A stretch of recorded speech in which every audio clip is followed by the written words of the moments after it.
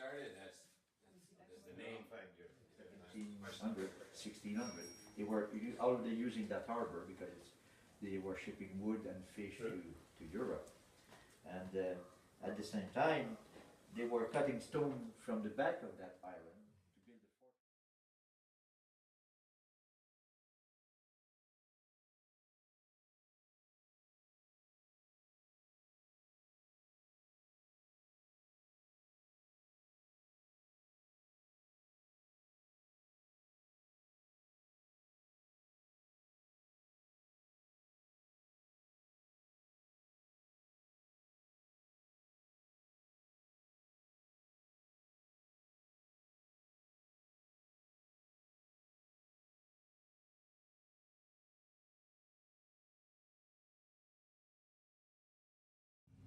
So, and we're going to go through the village of Mabu, which is quite iconic, not so much because of a huge population or anything, but it was quite an area where there was musicians, but even more so people who spoke the Gaelic language, and as a result, in the different regions, it's a bit more rural.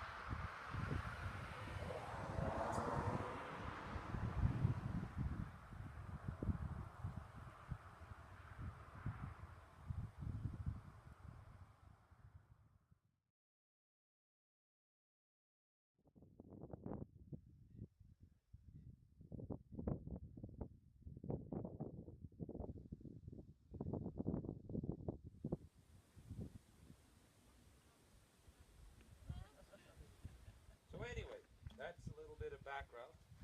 There you go, lady.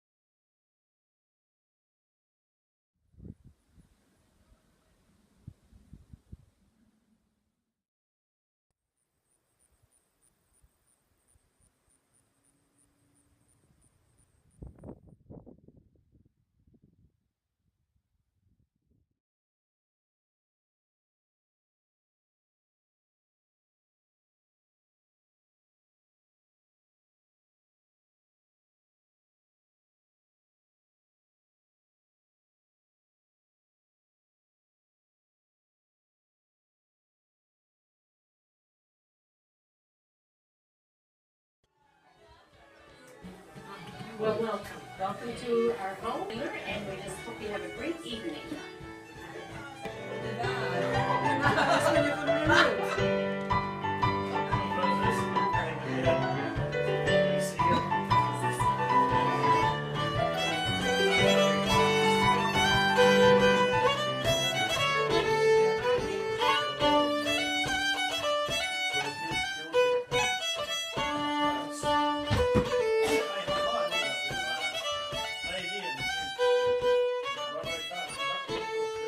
We thank you for the provision that's been for us. Lord, bless this home and whom it is, and hands prepared this evening, and prepare this meal.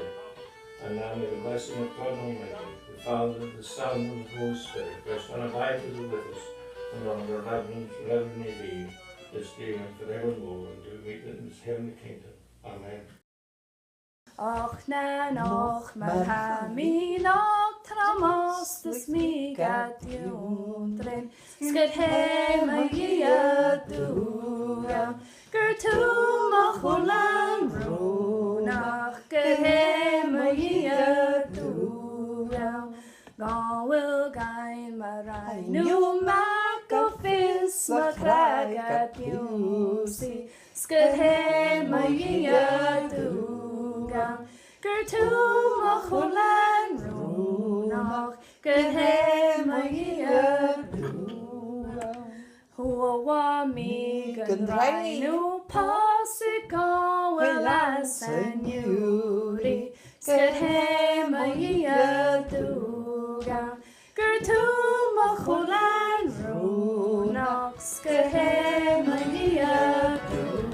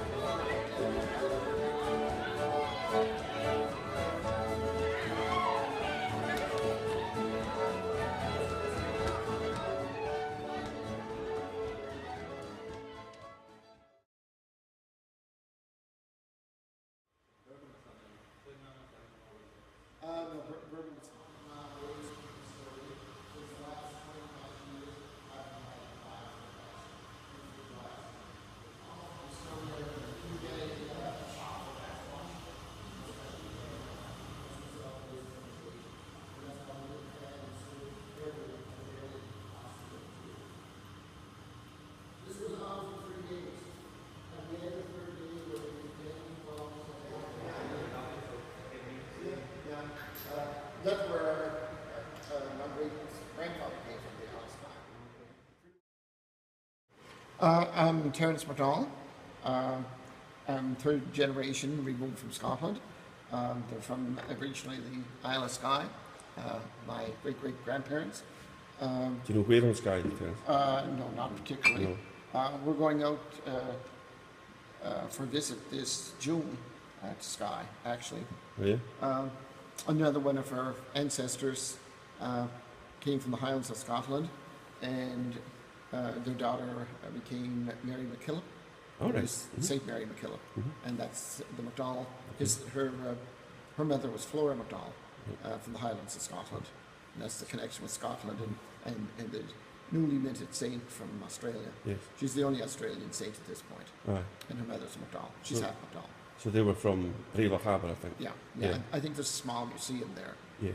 denoting her mother and her mother's people. Right. Okay. Oh, for Flora? Yeah, That's in Kilmuir in Skye, yes. Aye. it's got, yeah. Yeah, cool. Okay, so you're coming back out this year? Yeah. Okay. Do you want to say hello to all the Clandonald Worldwide members, of which you're going to be one soon, hopefully? Well, hopefully. Welcome to the site. Welcome to Cape Breton. Welcome to the distillery.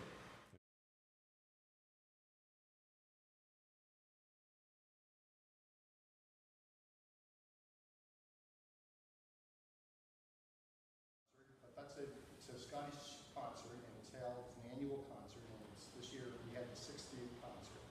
And the original one was in celebration of the 100 years anniversary of the church in Brockville. And they had the very first concert just outside on the side here, just a small stage set up, and they had local entertainment. And the day turned out to be wonderful. A lot of people came, and people said, "Oh, we should do this again next year." So 60 years later, it's still going on.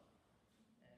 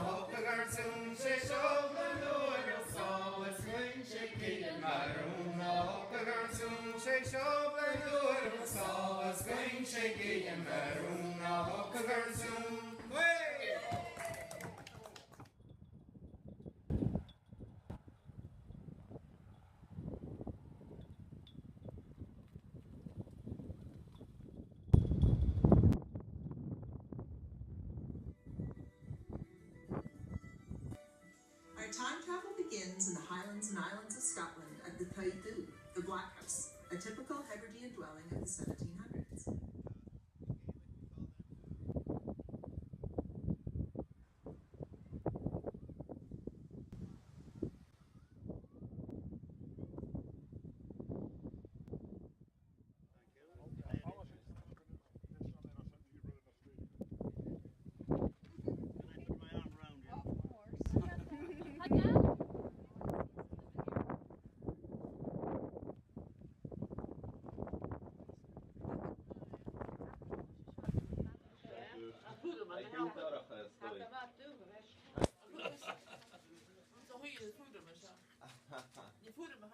Oh, Forum, nie?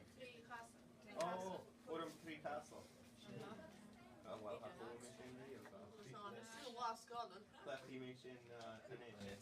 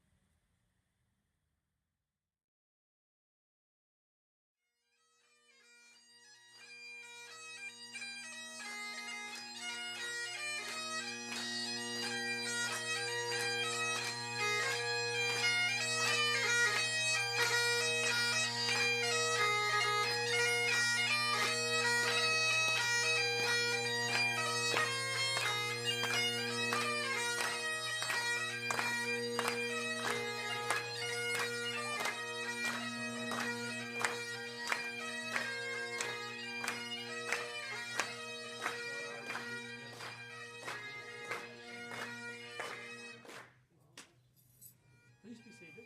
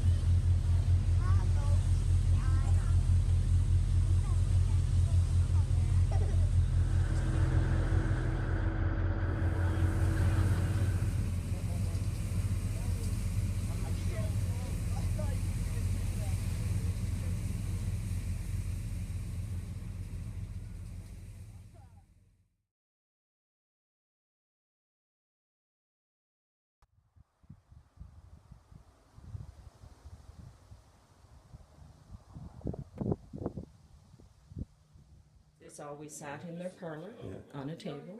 People came, they took them down, they told them the history, and that's how people become interested in history. It's not by standing at the doorway there and going, "Oh, look at that over in the corner, isn't that pretty?" So this is the right necklace from polished Scottish stones. Is that right? That's what we were told. That's the folklore that came down. So. It's Captain John's brother, Father Augustine. Right. He didn't come out till later. Now Nellie, Captain John's sister, was supposed to marry, and her betrothed was challenged to a duel by a rejected suitor and killed, and she never married. This was to be her wedding dress material. You'd be talking probably late 1700s, and they say the rest of her trousseau was used to make vestments for Bishop McCaffrey, so it was probably, you know... Yeah, because that's, you know, for the late 1700s, that's exceptionally high quality. That's not easy to make. It's gorgeous. It's just a fascinating watch that. Isn't it? I mean, the detail on this mother of pearls, and it's so accurate. And waste not, want not, you know, like when you look inside and you see the reverse pattern, so... That seems to be upside down, actually. Well, it's missing A couple of bits as well. a little bit of inlay. Yeah. So the question is, would you normally? No, you wouldn't. No, you wouldn't. No, it wouldn't look right. So. On the other hand, it might depend where you were sitting with it. Because if you were sitting with it beside you, you'd have the back to you. And that would be the right way up then. No, because you'd open it up like that and put your hand in it. I think, well, that's what I would do anyway.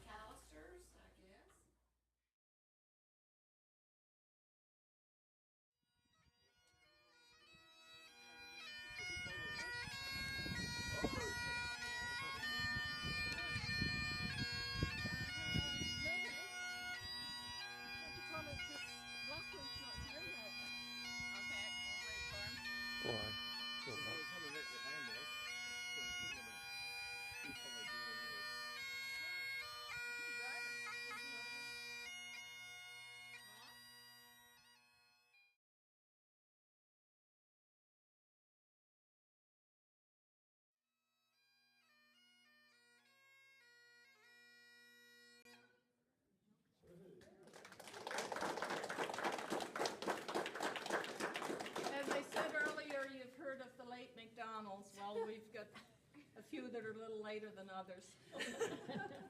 We think they took a left rather than a right. We're not sure who they're following, so hopefully they don't end up in Surrey somewhere.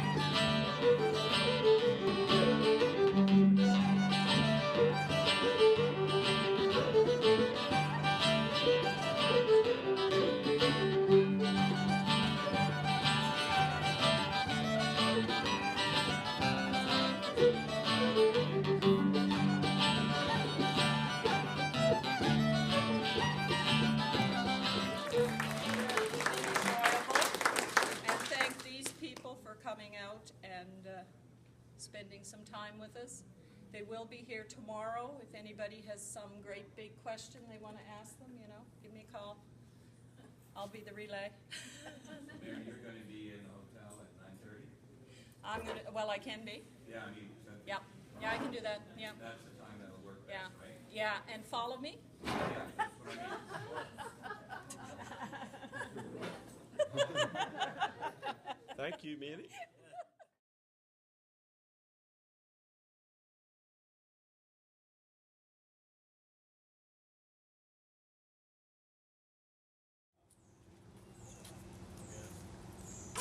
I was going to take a picture. You taking a picture? Okay.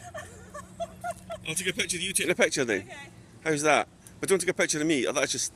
Right, bang, bang, you're dead.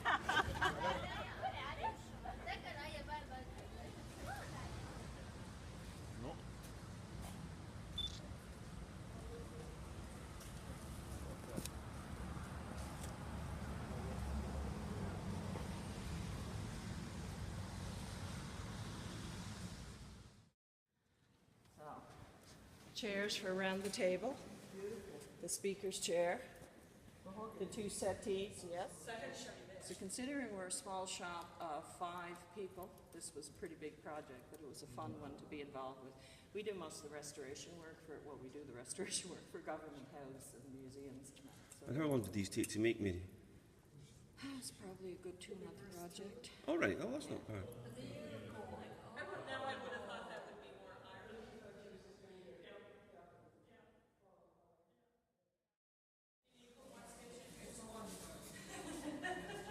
So here we have some of the aspects of Scotland. So you've got like Auld Lang Syne on the top, the ancient trade routes, the court of King Henry IV, the birth of the Scottish clubs, the music, the whisky trade, the brown suppers, Highland dancing, Highland games, the sports, the Highland sports that we have, Ceilidhs, Scottish country dancing, the St Andrews Societies, and then the actual. So that's a kind of commitment that's actually happened from the communities, and that's where you find everywhere you go, there is a wealth of community spirit that comes from this.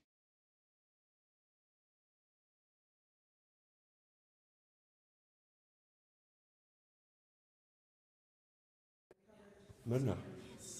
Chaz. It's pleased to meet you. Elizabeth's son. Yes, would you tell Elizabeth hello from me? You just told her yourself. Oh, okay. I was in Scotland in 2004 and we had planned to go visit them, but our schedule just got way behind. Like they do, yeah. Yeah, and we had to forego it.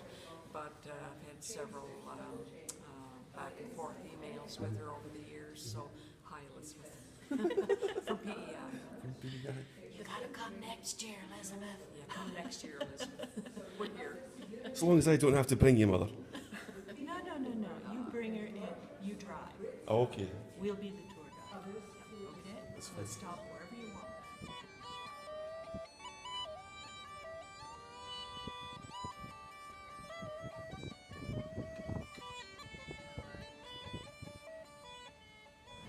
Indian Niskanling. It's an Irish. Right. I forget what it means, anyways. Right. Indian Scully. Excellent. Well, thank you very much. Oh, thank you. Superb. The house, when it was built, cost $9,500. There was a barn went with it. The barn cost $22,000. So maybe that tells you where the priorities were. The barn had a covered walkway, so you didn't have to go outside. You could drive your load of hay up onto the loft. You didn't have to worry about a lift to get it up there. It was a top-of-the-line barn. It was almost 300 feet long, 75 feet in the center. You need to replace the wallpaper, we wouldn't have a problem. Now that's a painting of, I think Ruth Barlow, who was a McKinnon, did that. That's Sir William Christopher and his father, Honorable Donald. Into rum running and bootlegging and also entrepreneurial. And they also ran a small B&B here for a while.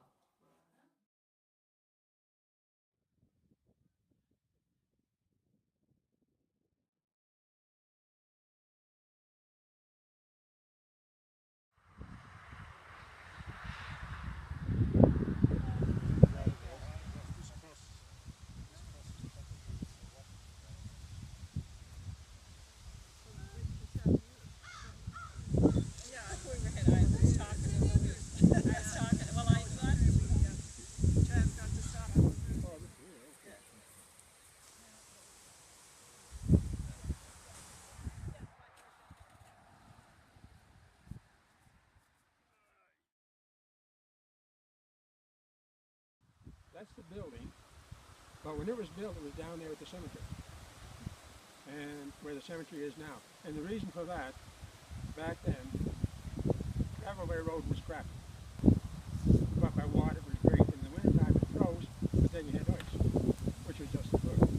And if you were traveling down back then, originally, when the British took over, most of the people lived up that way around Savage Harbor, St. Peter's, for fishery. And if you went from Charlottetown, which was the capital as such, you'd go by boat, and you take a portage from here, across there to Savage Harbor, which is about, probably as the crow flies, about a mile and a half, and then go along water up to St. Peter's. So back then, if you wanted a Tim Hortons stand, or a Starbucks, this was a good spot. You wouldn't think that now.